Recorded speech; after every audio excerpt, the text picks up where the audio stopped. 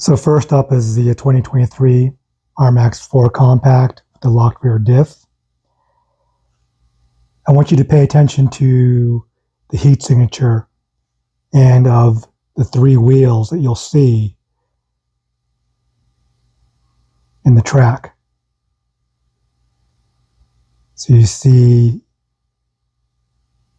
both rear tires and the passenger side front tire creating heat. And this is great if you need traction in slippery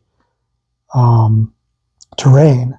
But when you're trying to make a tight turn, you want minimal friction. And so we're measuring the outside radius. This is 180 degrees from the start. And as I leave, you'll see the track again heat up. So even though only two wheels are being driven, you're going to see three tire tracks creating heat.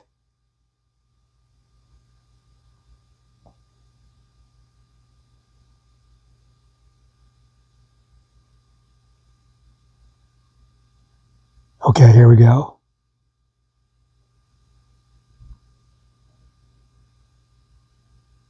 So next up is the RMAX 2025 RMAX 4 Compact.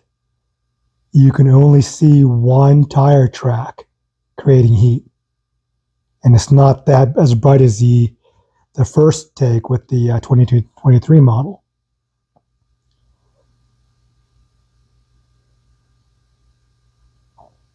So it's really one wheel drive and the other wheels are just rolling. And here we're measuring again.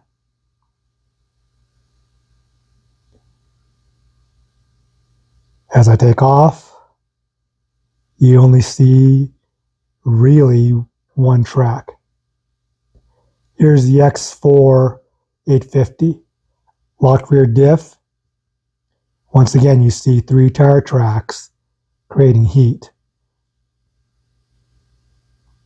And this has the least turning radius, but you're going to be surprised at what we see between the X4 and the 2025 RMAX 4 Compact.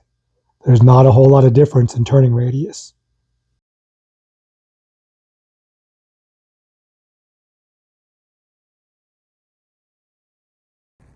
So I wouldn't have believed it unless I was driving, but that's the X4.